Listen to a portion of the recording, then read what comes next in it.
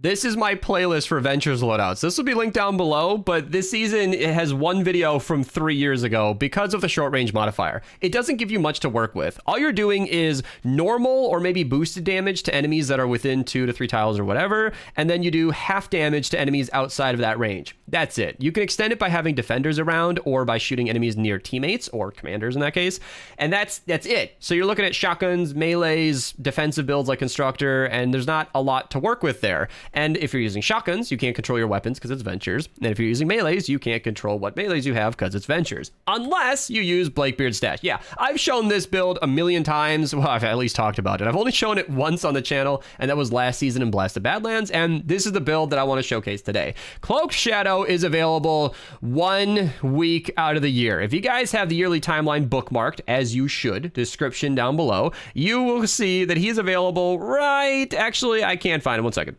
Nothing a little Control F can't solve. Cloaked Shadow right here, January 8th. So it's, sorry, 2 weeks out of the year that he's available. So you might have to voucher him, but he is essential. You can use Deimos. That was the crew pack hero from forever ago. He is technically an alternative, but he was a paid hero and is no longer available. And his, okay, so his Cloaked Shadow damage, his corrupted aura is about 10% weaker. So it's pay to lose in a way, but he has more health and shield if you want to use him. That's an option. But Cloaked Shadow's in the lead because when you damage an enemy with a peg leg, as you'll see later, it does a lot of damage in the surrounding area, and it does a really good amount with this modifier. I was being boosted to the 140 zones recently because I'm a low level right now, and it was actually kind of keeping up. So Blakebeard stash as usual. Coconuts, of course, they increase your damage and you heal. Cannonballs, which are currently bugged. We'll get into that in a second. As I'm recording this video, this will probably be fixed eventually. They're doing 75% more damage. Then we got peg leg damage, of course. Well, club damage, but, you know, peg leg. Battle beat, just to swing a little faster. And in previous builds, we used Luna, taking advantage of a bug where she was basically giving double kills towards battle beat, so it was activating in 5 kills instead of 10. That is no longer consistent, and while Luna is still suggested if you're a high level player, I am getting buffed today. All right, I just wanted to make this video as quickly as I can. Real life and Witcher 3 was taking over my life, so I'm only level 14. I haven't been grinding this season, but thank you to my viewers, you know, Ty, a friend of mine, Kieran, Yeetcrab, both very cool people who have been really, really nice in boosting me to a higher level. So yes, I'm 26. Yes, I'm getting kind of carried, but you'll see that it's not really a carry. This build, we tested in a 140 zone, is keeping up very well. My boosted level is 96, and I was killing enemies 54 levels higher than me. It's really, really good. I might be able to queue a 4 player, but I'm not going to go that far. We're going to be doing the 140 retrieve the data, and you'll be seeing that in that mission, my health isn't as high as it would be if I was naturally Adventures level, like 50 or so, you know, 140 zones. So I'm using Assassin Sarah because I feel like buffing the peg leg damage itself is very impactful. The weapon is doing significantly more than most weapons I could get myself, and that's kind of what we're taking advantage of here. This is just Assassin Sarah. I use Lotus Assassin because I'm a founder, but Assassin Sarah is available in regular missions all the time. You probably have a copy of her, and that's it. That's the build. I don't want to edit this, so we're just going to hop straight in. I'm on a time crunch on the day that I'm recording this, but I want to just get in here and see how this build performs. This has nothing to do with the loadout, but target practices are really good for getting loot at any power level in Ventures or even in the regular games. So if you guys saw my recent video on how to get every item in the game, I'll try to remember to link it down below. This is a really good thing to do. You can use a shotgun, you can use whatever ranged, you know, weapon, fully automatic that gets the job done. The loot at the end is awesome, as you'll see. All right, last 3 here. Gotta just pick these up. And you can see I'm getting, you know, oxidized mineral powder. Was that batteries, sunbeam, bright core, weapons that I can recycle. Super, super useful stuff. Stuff like that is actually how I was able to afford this stabs worth in a higher level mission. You can see my damage, not so great, but the Cloaked Shadow damage, pretty substantial. I'm sorry it took me 4 minutes to showcase this, but, you know, I'm just doing a casual recording. And this build is so strong. I'll have timestamps down below, hopefully some of you guys could skip ahead, and getting very lucky. Okay, sometimes it can take a long time to get that first chest, but it seems like today I'm getting lucky. All right, found some more enemies over here, starting with the healing hoe just to get the healing, you know, taken care of from the enemies. And you can see how much extra damage that is. You can get a kill and just kind of stand there. One crit, one hits an enemy, even as I'm being boosted. It's really, really effective. I used to say that this build was really balanced for like whatever zone you were in, but I even had to edit those words in that video because honestly, I felt like I was underselling it. You can see this is so good. These are not even physical targets. So they're taking half damage from the corrupted aura and it's still hitting so hard. I might die in a second here if I'm not careful. Yeah, because I actually broke my peg leg. But you can see actually carrying, actually helping me play in a mission that I have no business being in. All right, this pains me to do, but I'm totally going to revive on my body and get this right out of here. Yeah, because you got to pick these up. You got to pick them up. You can store up to 6 peg legs now, so if these ones break, I'm going to have extras. And even though I wasted my revive, it's still good to just pick it up and keep the game going. Now, I realize I haven't talked about how cannonballs are bugged right now. If you guys saw my Jabberwocky video, that might not be up on the channel yet, but it's going to be. That showcases it as well. This works on the Jabberwocky. All right, enough titillation. So, when you throw the cannonball at a target, or a beehive or whatever, it will spawn 3 more cannonballs. What? It's a 75% damage increase if these actually hit a target, which they don't always do, but it's really neat. It's a lot of extra potential damage, and you can see it actually is a normal damaging cannonball. So yeah, really, really good. There's really no nothing special to say about that other than make sure that the extra balls are going into an enemy that's walking towards you.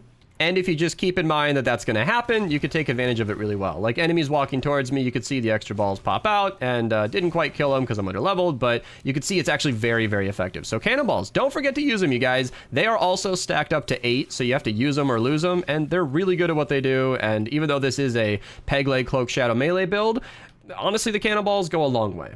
So I saw them commenting about this in the stream chat, Twitch link down below, by the way. We got the normal best spawn in the game. There is 1 ramp leading up to the defense, so I can just hang out down here and get all the kills that I possibly can, which is awesome. And a nice little tip, I also mentioned this in the Jabberwocky video, probably too much as I think about it, but healing pads, they're actually really cheap. You can get a tier 5 healing pad. Oh, do I even have the resources? Oh no, I don't have the resources. Well, flowers, fiber syrups, and bacon. All I'd have to do is actually search some flowers to be able to afford this, but you can see healing pads are actually pretty effective. You could get the level, you know, max level 144, 130, whatever you got, healing pad pretty early on in Ventures, and it will heal you a substantial amount. Oh boy. Okay. All right.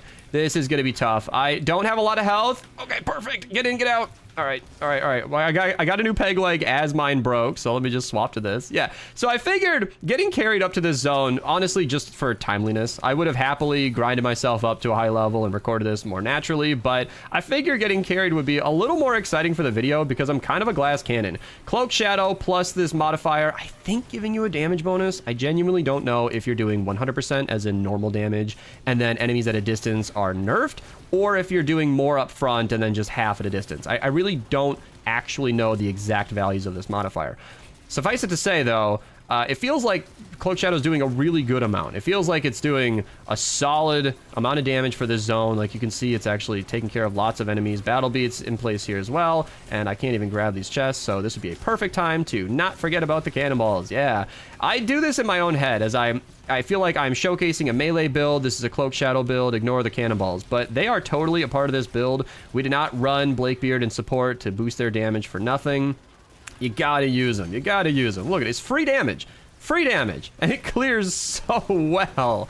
It's so effective. Look at it go. It's so amazing.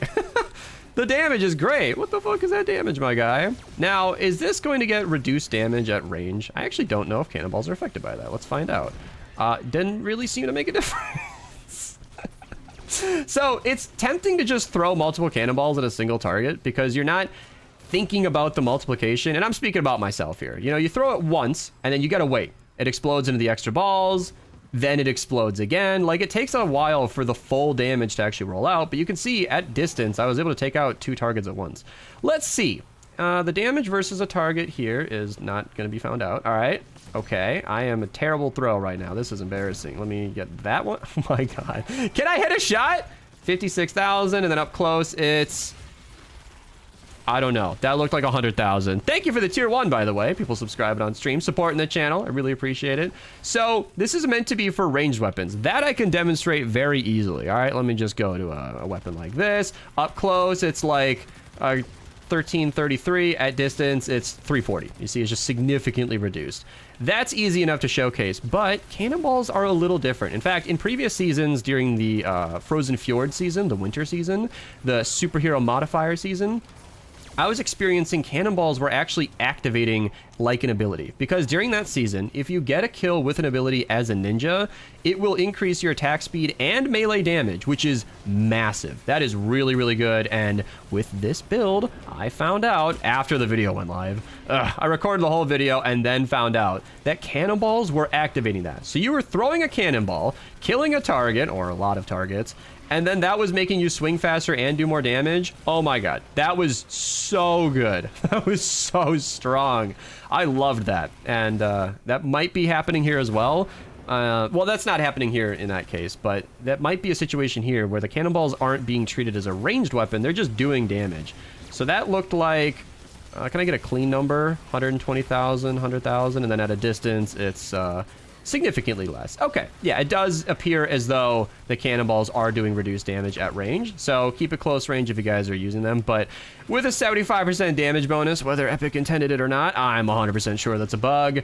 It doesn't really seem to make a difference, because even at range distance here, shooting against an elemental target, they're going down really easily. Of course, I got teammates throwing drones, but still, this is doing plenty of damage. Look at that damage! That was a Mist monster. Half health just from 2 cannonballs. Then I got more sitting here on the floor. That's great. And then I'm back up to 8 cannonballs. This is why I tell you guys not to forget about... I died. Thank you, Ty. Thank you, Ty.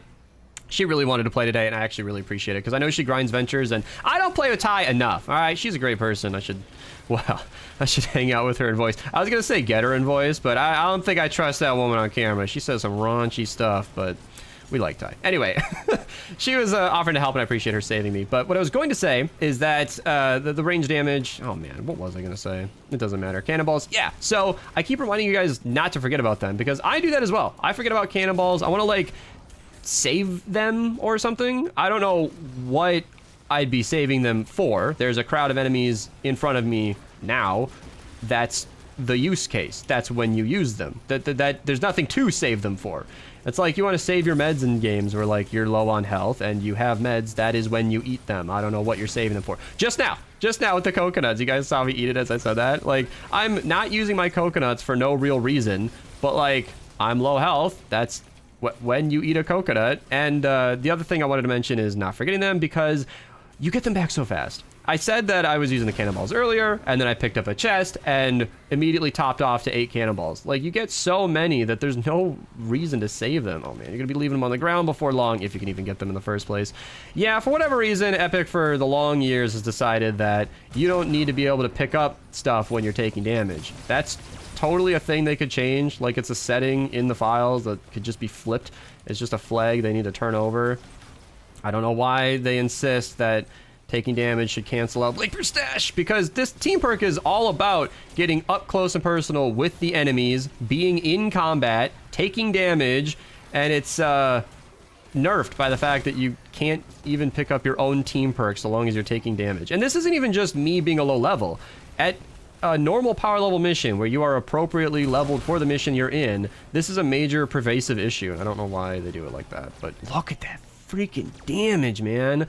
I haven't mentioned it at all in this video, but single target damage is pretty bad. You guys probably noticed earlier in the video, I cut my recording before I smashed her, and then I ran away from it and did not engage. And you saw my teammates were all too happy to use their dischargers and take care of that mini boss, because single target on this weapon, actually pretty good. It's sufficient enough for Mist monsters and takers and nurses.